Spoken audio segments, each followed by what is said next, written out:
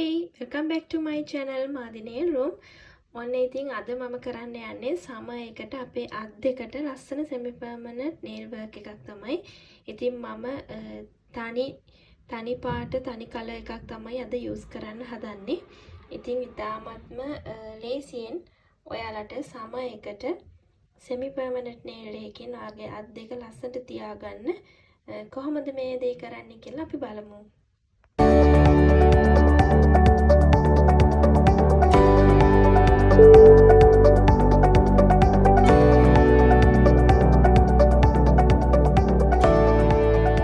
හරි ඉස්සෙල්ලාම ඔයාලා දන්නවා ඔයාලගේ nails semi permanent එකක් කරන්න නියපොතු වැවිලා නම් කමක් නැහැ. මගේ නියපොතු මම කොටට කපලා මට අවශ්‍ය කරන හැඩයට මම සකස් කරගෙන තියෙන්නේ.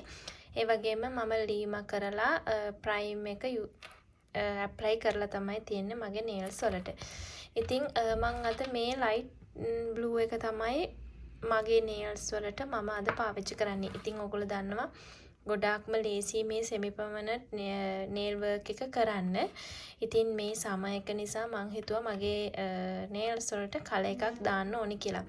සාමාන්‍යයෙන් අපි මේ nails වලට කලර් එකක් දැම්මම සති 3ක් විතර මේ semi permanent nail එක තියෙනවනේ. ඉතින් ඒක ඉවත් කරාට පස්සේ ආපහු දවස් 5ක්වත් සතියක්වත් අපි nails වලට කිසිම දෙයක් කරන්නේ නැතුව මෙහෙම නිරාවරණය කරලා තියන්න ඕනේ.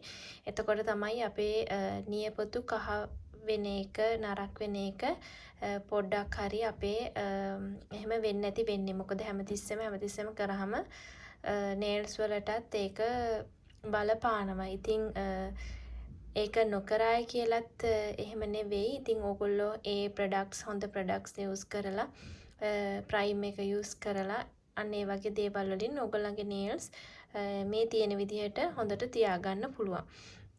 ඉතින් ගොඩාක් අය මේ nails දාන්නේ සමහරක් අයට nails වැවෙන්නේ නැහැ. එතකොට ඉතින් අපි gel එකක් හරි semi permanent එකක් හරි දානවා. ඒ වගේම අපි normal nail polish පාවිච්චි කරද්දී ඒක දවස් 2කින් 3න් ගැලවිලා යනවා. ඉතින් අර හැමතිස්සෙම කරදරයක් නේ. ඔක දවස් 3කින් ඊට පස්සේ ආපහු ඒ විදිහට ආපහු ඇප්ලයි කරන්න ගියාම ටිකක් කාලේ වැය වෙනවා ගොඩාක් කාර්යබහුල කෙනෙකුට. ඉතින් මේ වගේ දෙයක් කරාම කෙලින්ම සති 3ක් විතර ඔයාලට කිසිම ප්‍රශ්නයක් නැතුව තියාගන්න පුළුවන් සති 2ක් විතර. ඔයාලා කරන වැඩත් එක්ක. එහෙනම් ඉතින් අපි බලමු මේ ලේසිම ක්‍රමෙන් මේ සමයකට අත් දෙක ලස්සනට තියාගන්නේ කොහොමද කියලා. හරි ඉස්සෙල්ලාම මම බේස් කෝට් එක තමයි ඇප්ලයි කරන්නේ. මොකද මම ප්‍රයිම් එක යූස් කරලා තියෙන නිසා ඇප්ලයි කරලා තියෙන නිසා. ඉතින් මේ විදිහට ඔයාලගේ nail එකේ බේස් කෝට් එක ඇප්ලයි කරන්න. මතක තියාගෙන මෙන්න මේ ඉස්සරහෙන් ඔයගොල්ලෝ nail එක මේ විදිහට ආවරණය කරන්න. එතකොට අර ඉස්සරහෙන් ගැලවෙන්න තියෙන ප්‍රමාණය අඩු වෙනවා. ඊට පස්සේ අපි මේක ලෑම්ප් එකට තප්පර 30ක් මේ විදිහට දානවා. හරි ඊට පස්සේ අපි මෙන්න මේ කලර් එක තමයි මම අද මගේ අත්වලට ඇප්ලයි කරන්නේ.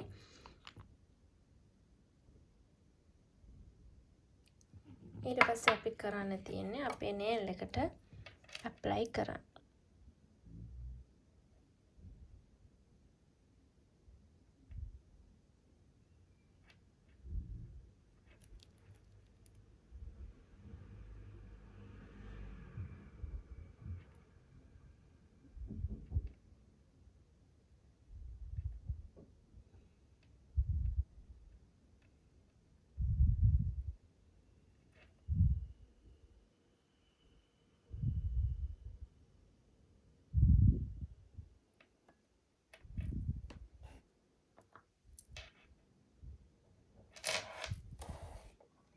ඉතින් අපි මේක ඇප්ලයි කරන අපිට මේ කලර් එක මදි වගේ නම් අපිට තව කෝට් එකක් මේකට උඩින් ඇප්ලයි කරන්න පුළුවන්. ඒකත් අපි තප්පර 60ක් මේ විදිහට ලෑම්ප් එකට දානවා.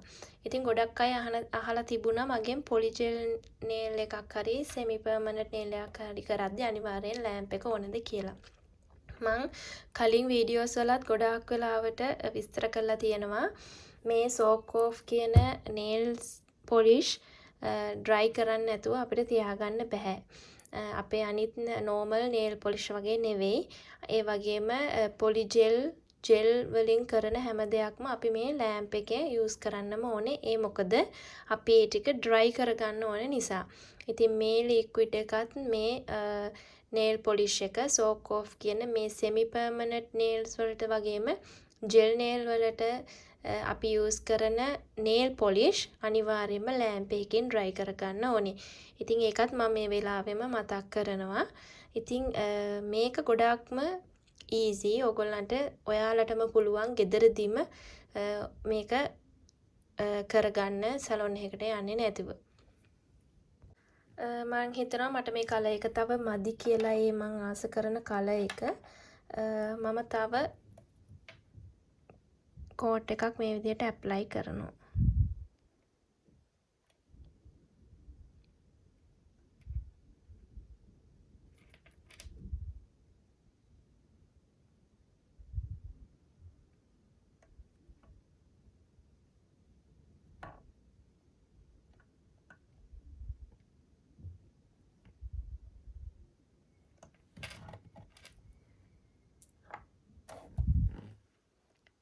හරි දැන් මේකත් අපි තප්පර 60ක් අපේ ලෑම්ප් එකට දාමු. හරි දැන් අන්තිම ස්ටෙප් එක විදිහට අපි টොප් කෝට් එක තමයි ඇප්ලයි කරන්නේ. ඉතින් টොප් කෝට් එකත් ඇප්ලයි කරලා ඉවර වෙලා අපේ නේල් එක මේ විදිහට ඩ්‍රයි කරගන්නවා.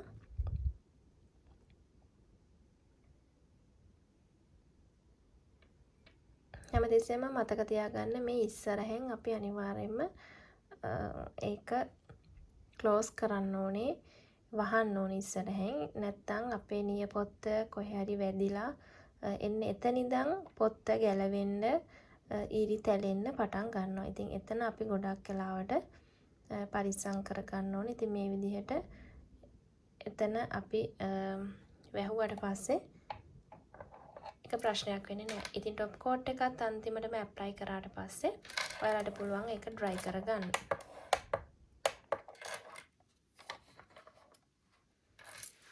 හරි ඉතින් මෙන්න මේ විදිහට තමයි සෙමි පර්මනන්ට් එකක් කරගන්න පුළුවන් ගෙදරදීම. ඉතින් ගොඩක් අර මණිකියු එකක් එතකොට අර ලිමාරේ කරගන්න වගේ දේවල් ගොඩක් කරන්න අනිත් අතට කරද්දී පොඩ්ඩක් වෙලාවත් යනවා, මහන්සි වෙන්නත් ඕනේ. ඉතින් ඒක හරියට කරගන්න. ඒත් මේ වගේ ඊසි විදිහට ඔයගොල්ලන්ට ගෙදරදීම අවශ්‍යතාවය අනුව කරගන්න පුළුවන්. ඒක කිසි ප්‍රශ්නයක් නැහැ. ඉතින් අපි එහෙනම් බලමු අන්තිම රිසල්ට් එක කොහොමද කියලා. එහෙනම් තව පොඩි වෙලාවක් වීඩියෝ එකේ රැඳී හිටියොත් ඔයගලන්ට පුළුවන් අන්තිමටම රිසල්ට් එක කොහොම වෙයිද කියලා බලන්න. හරි ඉතින් ෆයිනල් රිසල්ට් එක තමයි මේ. මම ගත්ත කලර් එක තමයි මේ විදිහට මම සෙමි පර්මනන්ට් නේල් වර්ක් එකක් කරගත්තේ. නෝමල් පේන්ට් කලර් එකක් තමයි මම මගේ අතට පාවිච්චි කරේ. ඉතින් මම හිතනවා ඔයාලා මේ වීඩියෝ එක එන්ජොයි කරන්න ඇති කියලා. එහෙනම් ලස්සන වීඩියෝ එකකින් ආපහු එන්නම්. Thank you for watching. Bye.